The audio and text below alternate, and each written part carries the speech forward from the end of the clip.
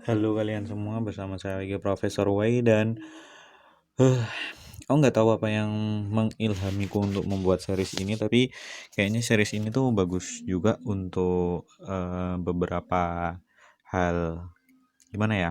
Aku tuh kayak agak sedikit ada concern gitu sama cara berpikirnya banyak orang dan termasuk aku sendiri sih sebenarnya tentang masalah pemikiran analitik. Beberapa hari bulan yang lalu tuh aku baca di bukunya Daniel Kahneman, Thinking Fast and Slow. Jadi dalam apa namanya itu di dalam otak itu tak tulis aja ya. Jadi kayak di dalam otak tuh ada dua sistem ya. Namanya itu Daniel Kahneman itu bilang ini ada nama sistem satu sama namanya sistem 2. Nah, dua sistem ini tuh beda. Jadi yang sistem satu ini di situ kerjanya cepat, intuitif, cepat, sedangkan yang sistem 2 ini lambat, tapi dia analitis. Maksudnya tuh kalau cepet tuh kayak kayak gimana ya? Kalau kita di situ lapar ya langsung pengen makan. Nah, itu kerjanya tuh sistem satu tuh cepat. Kayak semisal kalau kita marah-marah terus kemudian langsung kita nampol orang. Nah, itu kan itu adalah sistem satu yang bekerja dan itu tuh cepat gitu loh. Atau ketika kita galau terus kemudian kita nangis. Nah, itu yang kerja itu sistem satu. Meskipun kadang bilang bahwa sistem satu ini kayak nangis itu nggak sadar, tapi ya itu adalah pilihan sadar kita bahwa kita ingin menangis. Wah, kok malah bahas masalah galau? Ini sistem satu ini cepat gitu loh. Kayak kalau kalian apa namanya itu bau makanan terus kemudian setelah itu air liurnya keluar. Pokoknya sistem satu ini kerjanya cepat. Sedangkan sistem dua itu ya kerjanya lambat. Lambat ini maksudnya ya dia analitis. Contohnya kalau kita berurusan sama angka, misal rata-rata antara bilangan 1, 9 sama 5 itu berapa. Nah, itu kan kita harus memproses itu dulu. 1 ditambah 9 ditambah 5, 15. Habis itu dibagi 3. Oh, 5. Berarti ya jawabannya adalah 5. Nah, itu ada proses-prosesnya dan itu dikerjakan oleh sistem 2. Nah, yang mana sistem 2 ini ya cukup lambat juga kerjanya. Nah, tapi kalau di bukunya Daniel Kahneman juga, kita di sini tuh kebanyakan itu mengambil keputusan itu dengan sistem yang nomor satu, yang mana dia itu ya memang cepat dan juga nggak begitu membebani juga. Tapi kalau kita menggunakan sistem 2 ini lambat dan membebani serta hasilnya tuh bisa dibilang juga cukup akurat. Karena sistem satu ini nggak begitu akurat karena ya seenaknya sendiri aja. Nah, itu sedikit insight dari bukunya Daniel Kahneman. Nah, terus kemudian kemarin aku juga dengerin buku di Script tentang quants. Quants ini untuk apa namanya itu membantu kita untuk berpikir lebih analitis lagi. Nah, dan kemudian oke. eh contohnya tuh kayak gini. Jadi kebanyakan kita tuh kalau di situ berpikir, kita pasti menggunakan yang namanya sistem satu ini. Ya gimana ya? Karena sistem satu ini tuh lebih mudah dan kemudian di situ tidak perlu banyak pemikiran serta ya lebih gampang diakses saja gitu loh. Contohnya kayak kayak apa ya? Ketika kalian di situ ingin gimana ya? Ketika kalian mungkin sebel sama guru kalian gitu ya. Kalian kemudian setelah itu kalian bisa mencari-cari contoh kalau bahwa guru itu nyebelin, banyak guru itu nyebelin tentang sistem pendidikan yang brengsek ya dan lain sebagainya. Nah, itu semuanya dari sistem satu. Padahal kalau secara data, kalau kita mengambil data-data ini, data-data itu kemudian menganalisisnya, belum tentu yang kita pikirkan itu benar. Nah, contohnya kalau Daniel Kahneman tuh memberikan contoh, apakah huruf bahasa Inggris yang diawali dengan huruf K itu lebih banyak daripada huruf yang huruf ketiganya adalah huruf K.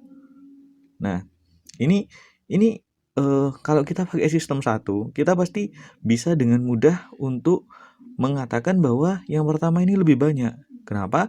Karena kita mudah cari huruf yang awalnya K itu mudah. Misal ki, kunci, atau uh, apa lagi ya yang huruf K?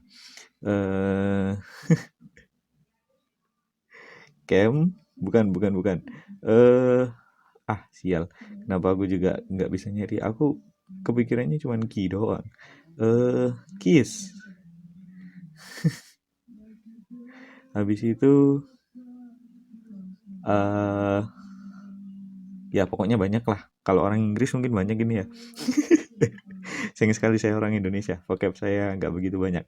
So ini banyak, tapi ketika kita melihat, lah apa yang huruf ketiganya K, itu kayak seolah-olah ya kita bingung sendiri. Tapi menurut kamus bahasa Inggris juga bahwa ya rata-rata hurufnya seperti ini, ya lebih banyak yang ini sih sebenarnya, lebih banyak yang ini, lebih banyak yang ini daripada yang ini. Tetapi karena kita lebih mudah, lebih cepat dalam mengambil keputusan yang ini, ya artinya kita langsung bilang bahwa huruf awalnya K itu lebih banyak daripada yang huruf ketiganya K gitu loh. Padahal secara data kan enggak. Nah inilah di sini latar belakang kenapa saya kok coba untuk membuat sebuah video tentang berpikir analitik. Jadi ketika kita di situ berpikir tentang analitik, yang pertama adalah ya kita harus tahu perbedaan sistem ini dulu. Saya sudah jelasin tentang ini ada sistem 1 dan kemudian sistem 2. Nah, setelah itu kemudian ketika kita di situ ingin membuat sebuah keputusan yang di situ memang besar, ya kita pakai sistem 2.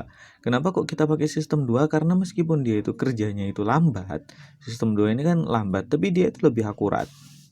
Nah, dan kenapa kok manusia itu kok sering banget untuk mengabaikan masalah sistem 2 ini? Karena sistem 2 ini juga butuh data yang banyak.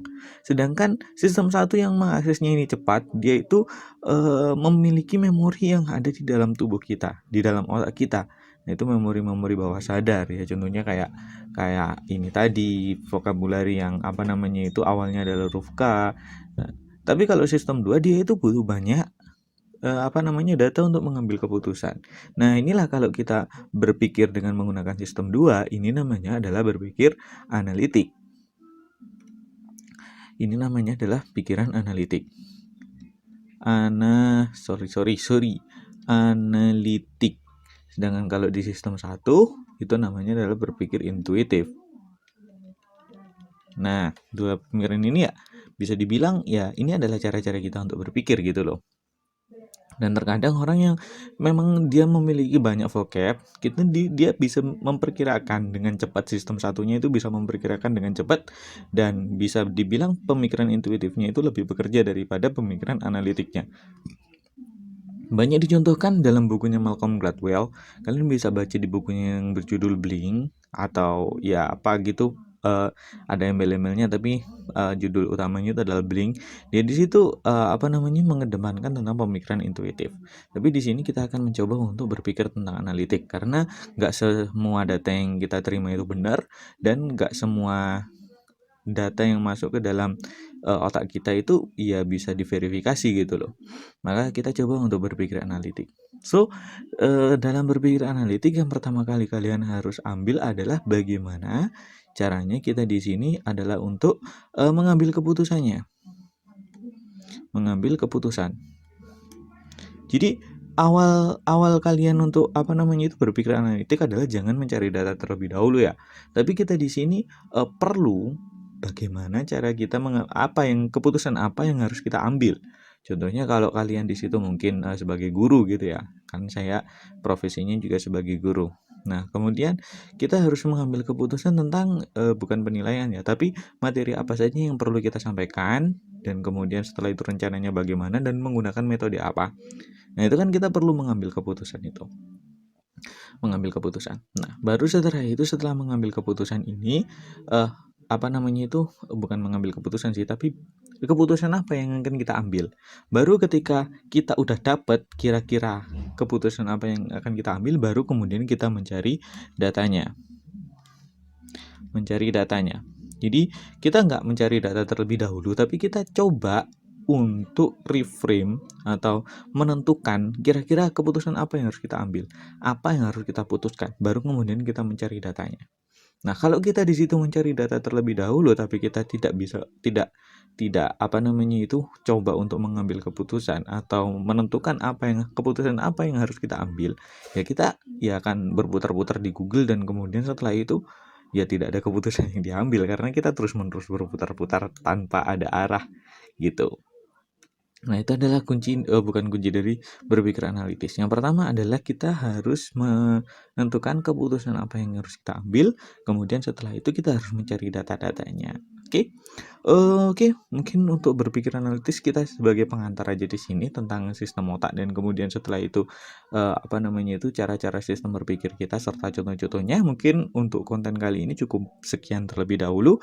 Jangan lupa like dan subscribe untuk konten berpikir analitis selanjutnya, karena selanjutnya kita akan coba untuk mengambil beberapa contoh cara berpikir analitis dengan menggunakan data-data yang saya kumpulkan, dari situs Kaggle ya. Biasanya saya ngumpulin data itu dari situs Kaggle dan kemudian setelah itu bisa dipreproses dan setelah itu kita bisa mengambil keputusan dari data yang berproses tersebut.